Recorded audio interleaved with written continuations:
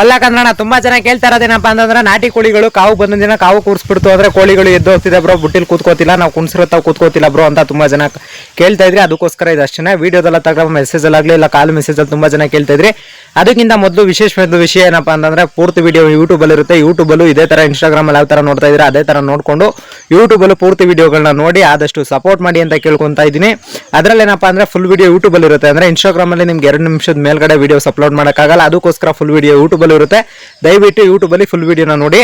ಅದ್ರಲ್ಲಿ ಏನಪ್ಪಾ ಅಂತಂದ್ರೆ ನಿಮ್ ಕೋಳಿಗಳು ಕಾವು ಬಂದ ದಿನ ಯಾವುದೇ ಕಾರಣಕ್ಕೂ ಕಾವಿಗೆ ಕುಣ್ಸಕ್ ಹೋಗ್ಬಿಡಿ. ಯಾಕೆ ಅಂತಂದ್ರೆ ಅದು ಫಸ್ಟ್ನೇ ದಿನ ಇನ್ನೂ ಮೊಟ್ಟೆ ಬಂದಿರ್ಬೋದು, ಇಲ್ಲ ಮೊಟ್ಟೆ ಇಕ್ತಾ ಇರ್ಬೋದು, ಇಲ್ಲ ಅಂತಂದ್ರೆ ಅದಕ್ಕೊಂದು 3-4 ಡೇಸ್ ಆಯ್ತು ಅಂದ್ರೆ ಅದು ಎಕ್ಸಾಕ್ಟ್ ಆಗಿ ಒಂದೇ ಲೊಕೇಶನ್ ಅಂದ್ರೆ ಒಂದೇ ಸ್ಪಾಟ್ ಅಲ್ಲಿ ಕೂತ್ಕೋತಾಯ್ತು ಅಂದ್ರೆ ಅದು ಸ್ಪಾಟ್ ಅಲ್ಲಿ ಕೂತ್ಕೊಂತೈತೆ ಅಂದಾಗ ಮಾತ್ರ ನೀವು ಕೋಳಿ ಕಾವು ಕುಣಿಸಿ. ಅದನ್ನ ಬಿಟ್ರೆ ಇನ್ನು ಕಾವಿಗೆ ಯಾವುದೇ ಕಾರಣಕ್ಕೂ ಬೇಗ ಕುಣ್ಸಕ್ ಹೋಗ್ಬಿಡಿ. ನೆಕ್ಸ್ಟ್ ಏನಪ್ಪಾ ಅಂತಂದ್ರೆ ಈ ಟೈಮ್ಗೆ 15, 16, 17, 18 ಈ ತರ ಎಲ್ಲ ಮೊಟ್ಟೆ ಕುಣ್ಸಕ್ ಹೋಗ್ಬಿಡಿ. ಒಂದು 12 ಮೊಟ್ಟೆ ಮಿನಿಮಮ್ 12 ಮೊಟ್ಟೆ ಹಾಕೊಳ್ಳಿ ಸಾಕು.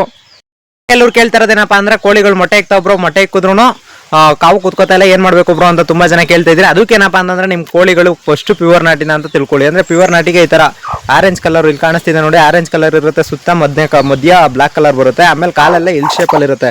ನಾನು ಆಲ್ರೆಡಿ ಹಿಂದಿನ ವಿಡಿಯೋದಲ್ಲಿ ಹೇಳಿದ್ದೆ ನೋಡ್ಕೊಳ್ಳಿ. ಈ ತರ ಎಲ್ ಶೇಪ್ ಅಲ್ಲಿ ಅಂದ್ರೆ ಮಧ್ಯ ಕಟ್ಟಾದ ತರ ಇರುತ್ತೆ. ಮತ್ತೆ ನಿಮ್ಗೆ ಶೈನಿಂಗು ನಾಟಿ ಕೋಳಿ ಶೈನಿಂಗ್ ನಿಮ್ಗೆ ಆಟೋಮೆಟಿಕ್ ಶೈನಿಂಗ್ ಎಲ್ಲ ಗೊತ್ತಾಗುತ್ತೆ. ಅದರಿಂದ ದಯವಿಟ್ಟು ಕೋಳಿನ ಆತರ ನೋಡ್ಕೊಳ್ಳಿ. ಅದು ನೋಡ್ಕೊಂಡು ಆದ್ಮೇಲೆ ನಿಮ್ಗೆ ಪ್ರತಿಯೊಂದು ಗೊತ್ತಾಗುತ್ತೆ. ಈ ಮೈಸೂರು ನಾಟಿ ಮತ್ತೆ ಸೋನಾಲಿಗಳು ನಿಮ್ಗೆ ಯಾವುದೇ ಕಾರಣಕ್ಕೂ ಕಾವು ಬರಲ್ಲ. ಕಾವು ಅಂತೂ ಯಾವುದೇ ಕಾರಣಕ್ಕೂ ಅವು ಬರಲ್ಲ. ಇನ್ನು ಯಾವುದೇ ತಳಿ ಗಿರಿರಾಜ್ ಆಗ್ಲಿ, ಬೇಬಿ 38 ಆಗ್ಲಿ, ಯಾವ ಕಾವು ಬರ್ದಿರೋ ಕೋಳಿಗಳು ನೀವು ಪ್ಯೂರ್ ನಾಟಿ ಒಂದೇ ಕಾವು ಬರೋ ಕೋಳಿ.